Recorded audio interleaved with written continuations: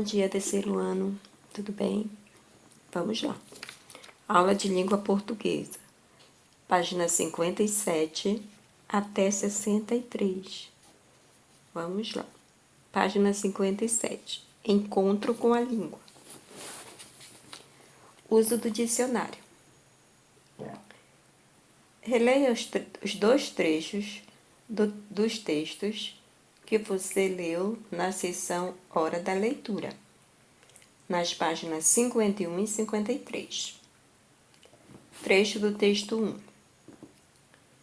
Ele é o protetor da natureza e dos animais. Trecho do texto 2. É considerado guardião das árvores. Repare que as palavras destacadas, que no caso é protetor e guardião, tá bom? Repare que nas palavras destacadas nos textos acima, tem significados muito parecidos. Você costuma usar o dicionário para consultar como se escreve uma palavra ou o significado dela? Em caso afirmativo, você já leu um verbete de dicionário. E o que é verbete de dicionário? Vamos ver. O verbete de dicionário é formado por uma palavra seguida das explicações e informações sobre ela. Poderemos dizer, então, que o dicionário é formado por diversos verbetes. Leia os verbos do dicionário Aurélio Digital que informa sobre as palavras protetor e guardião. Vamos lá. Vamos para a palavra protetor. Número 1. Diz que é quem oferece proteção, o efeito protetor da vitamina C. Olha aí, dois significados diferentes. Número 2. Aquele ou aquilo que oferece proteção. Protetor solar. Pessoa que oferece amparo financeiro a alguém, por exemplo, custeando estudos, patrocinando esportes e incentivando produção artística. Número 4. Pessoa responsável pela segurança de algo ou de alguém. Agora vamos para a palavra guardião. Superior de alguns conventos. No Brasil é futebol, que a gente chama de goleiro. O goleiro é o guardião. Número 3. Figura protetora, conservador, guardião da lei. Número 4. Pessoa que protege outra de possíveis agressões, guarda-costas. Número 5. Abóbora do mato. Número 6. Sargento especialista em manobra. Aqui, como você viu, nós temos vários significados para a mesma palavra. Vamos lá. Número 1. Observe que esses verbetes são formados por tópicos numerados e que neles aparecem algumas abreviaturas. Você sabe o que são abreviaturas? Converse com o professor sobre como podemos fazer a leitura de diversas abreviaturas. Essas abreviaturas aqui, vocês vão poder estar fazendo a leitura dela quando vocês entrarem no significado das palavrinhas, tá bom? E alguma delas já dá pra gente ver por aqui mesmo. Tipo essa aqui do goleiro, a número 2, lá no guardião. Dá para entender que no Brasil, no futebol, a gente chama o goleiro de guardião. Então, são abreviaturas assim que estão bem que dá pra gente, digamos, decifrar. E outras não dá, a gente tem que pesquisar. Então, assim como as palavras que a gente não sabe no dicionário, a gente vai no dicionário pesquisar, as abreviaturas também, nós precisamos pesquisar. Ok? Vamos para a palavra, a página 58, a número 2. Agora que você já entendeu como fazer a leitura de um verbete de dicionário, indique em cada verbete um número que apresente o significado igual ou parecido para as palavras protetor e guardião. Depois complete as lacunas. Vamos lá fazer essa atividade número 2. O número você vai colocar número 2. E o significado encontrado é aquele ou aquilo que oferece proteção. Você vai lá no significado da palavra protetor e você vai ver que o que se encaixa aqui é o número 2. E o significado encontrado é aquele ou aquilo que oferece proteção. Tá bom? Agora você vai lá na palavra guardião e você vai colocar aqui do ladinho o número 3. E o significado encontrado: protetor, conservador, guardião da lei. Tá bom? Vamos lá. Continuando. Sinônimo. Você viu que as palavras protetor e guardião têm o mesmo significado nos trechos extraídos dos 2 textos sobre o Curupira. Quando isso acontece, dizemos que as palavras são sinônimos. E o que é sinônimo? Vamos lá para o significado desse sinônimo. Descobrir o que é. Sinônimo é uma palavra que tem o mesmo ou quase o mesmo significado que outra em uma frase. Número 3. Reescreva os trechos extraídos dos textos, substituindo as palavras destacadas por um sinônimo. Letra A. O Curupira é um menino veloz. Como poderia ficar essa frase? O Curupira é um garoto rápido. É assim que vai ficar a frase, tá? O Curupira é um garoto rápido, que tem o mesmo significado de um menino veloz. Você percebe que o menino virou garoto e o veloz se transformou na palavra rápido, mas que não perdeu o significado da frase. Entenderam? Vamos para a letra B. Ele também encanta os caçadores para que não consigam achar a saída da mata. Vamos para a resposta. A frase vai ficar assim. Ele também encanta os caçadores para que não consigam encontrar a saída da mata. Ok? Vamos para a página 59. Estudo do gênero textual lendas.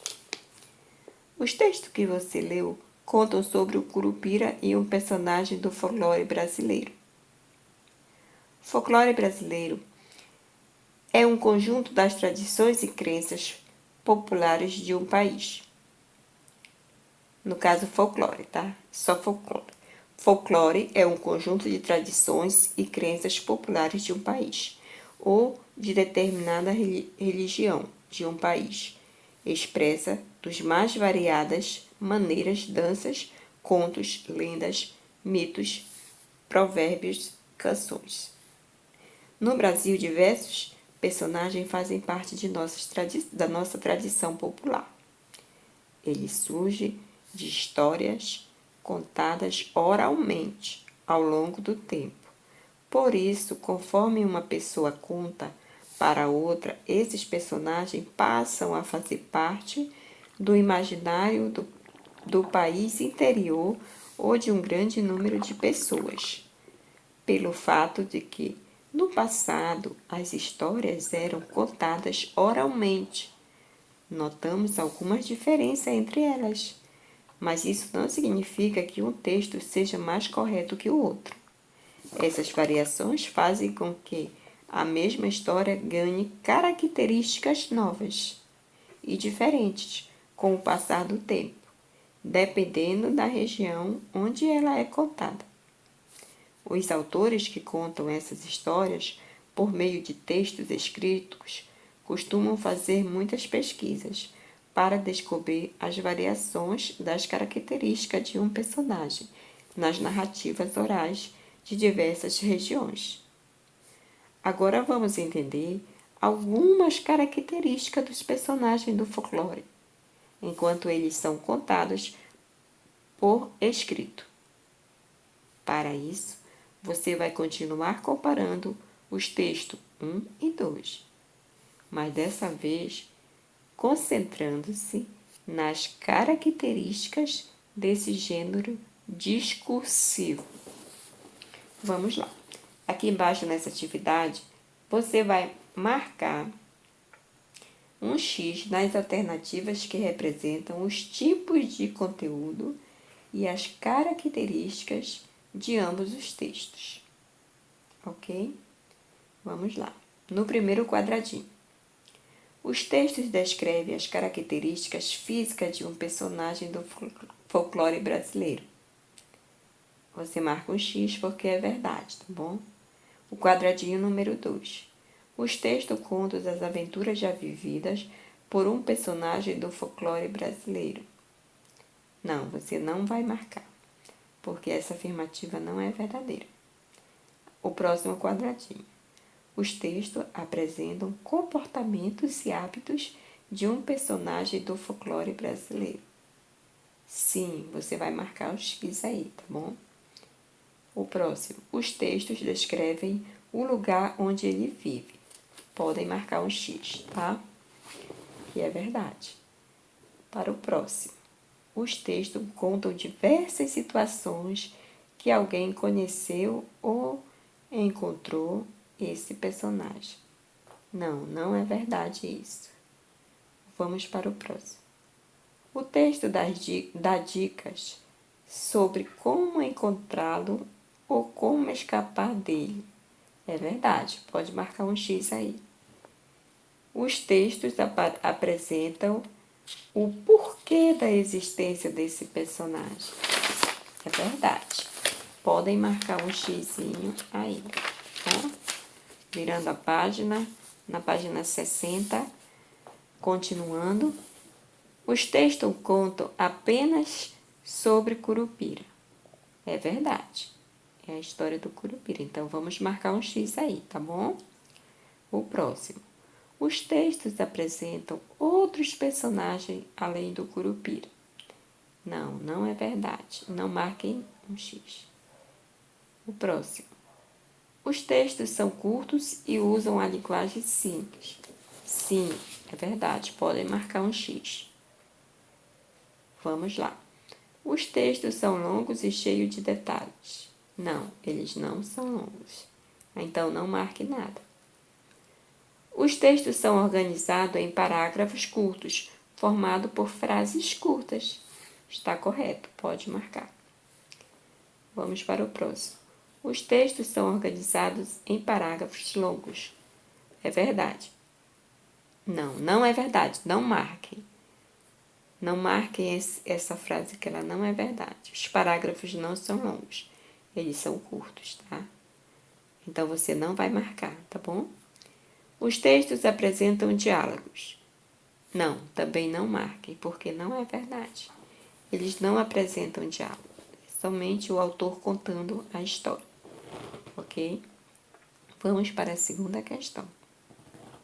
Quando você lê o texto, teve a impressão de que os autores contam sobre um personagem que existiu no passado e que já não existe mais. Ou a impressão de que eles contam sobre um personagem que existe atualmente. Justifique suas respostas copiando um trecho de um dos textos. Justifique sua resposta copiando um trecho de um dos textos. Aqui você vai dizer o que você achou. É pessoal essa aqui. Você vai dizer o que você achou, qual foi a impressão que você teve quando você leu o texto. Se foi um personagem que está no passado, se é um personagem que você acha que ainda existe, você vai dizer. Vai pegar a parte do texto que você acha que ele está afirmando ali, que é um personagem atual ou que é um personagem que já existiu. E depois você vai dizer por quê, tá bom? Você vai escrever aqui nesse espaço, ok? Terceira questão, página 61. Veja algumas expressões destacadas nos trechos extraídos dos textos. Vamos lá. É considerado uma espécie de doente. Conta-se também que... Letra A. O que essas expressões demonstram ao leitor e por que se faz uso delas? Assinale um X nas frases que podem responder essa pergunta. Vamos lá, o primeiro quadradinho. Essas expressões demonstram ao leitor que diversas pessoas concordam que o curupira tem essas características e esse comportamento. Verdade, pode marcar um X aí. Vamos para o próximo. Essas expressões demonstram a opinião da autora sobre o curupira. Não, vocês não vão marcar, tá bom? Essa afirmativa não é correta. Vamos para o próximo. Essas expressões demonstram que não foram os autores que inventaram essas informações sobre o curupira. É verdade, pode marcar, está correto. Vamos para a letra B. Com a ajuda do professor e dos colegas, faça uma lista de outras expressões que podem trazer ao leitor essa mesma ideia. Vamos lá para algumas frases em que podemos colocar aqui nessa resposta da letra B. Tá bom? Eu vou dar as sugestões e você escreve 2 ou 3, tá bom? É conhecido como, é formado por, ouve-se falar que, dizem por aí que, é comum ouvir dizer que, contam que, as pessoas falam. Essas são algumas opções de frases que você pode estar colocando aqui na letra B, tá bom? Vamos para a letra C. O que você percebeu ao ler o título do texto 1 e o título do texto 2? Escreva sua resposta e depois converse com o professor e com os colegas sobre o que você observou. Aí você vai dizer o que você achou e o que você observou quando você leu o título dos 2 textos, tá? Essa é pessoal. Vamos para a página 62. Às vezes, escrita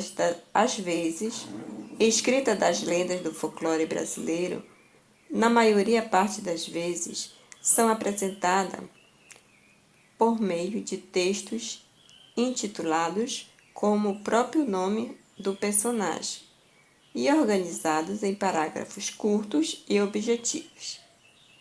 Eles são escritos do modo que o leitor tenha a impressão do que o personagem existe no presente, e não como uma criatura que existiu apenas no passado.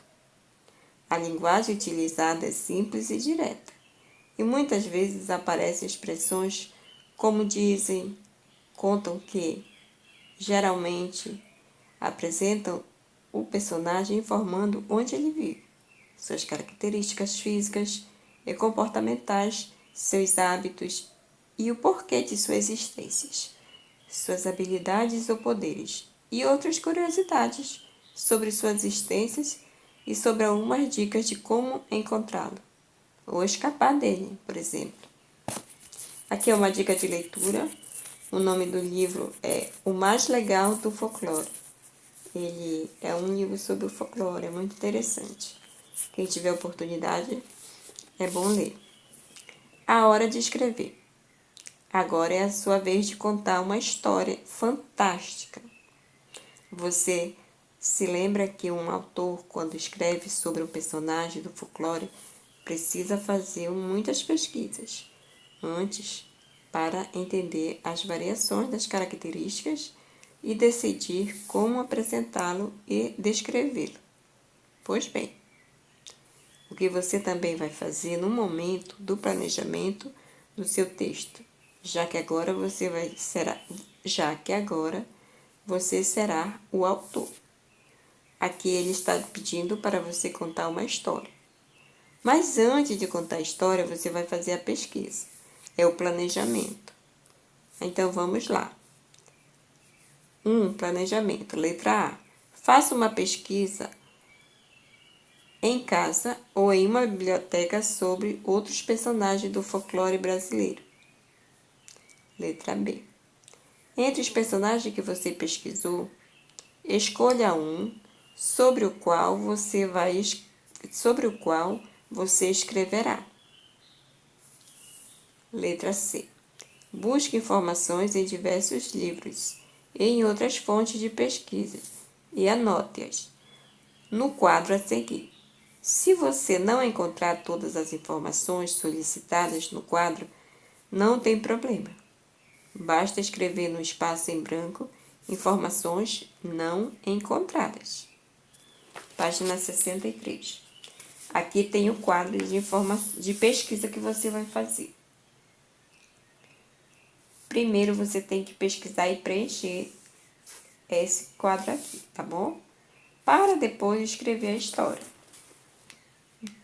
A primeira, missão. Por que esse personagem existe ou o que o faz existir? Você vai escrever aqui, tá bom? Características físicas do personagem do folclore. A característica física do personagem que você escolheu para pesquisar. Característica do comportamento e hábitos. Habilidades e coisas que o personagem sabe fazer. Objeto que costuma utilizar. Estratégias ou poderes que ele tem. Quem são seus alvos? Quem ele ataca ou quem ele quer atrair? Como se locomove? E outras curiosidades. Ok. Feito isso, é hora de escrever, né? Escrevendo.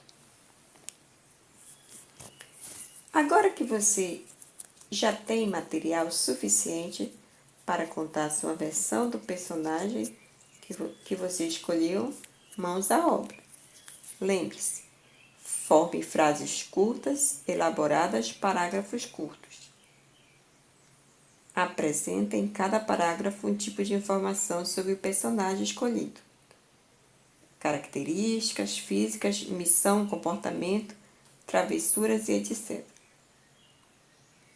Use a lista de expressões que você criou com a turma na página 59, que fazem referência ao fato de que as informações apresentadas não foram inventadas. Tipo, considerando, dizem que, contam que. Fale sobre esse personagem dando a impressão ao leitor que ele existe atualmente, não como se fosse apenas algo do passado. Vocês vão escrever esse texto no caderno, tá bom? E depois nós iremos fazer a avaliação, que é aqui na página 64, na sala de aula, tá?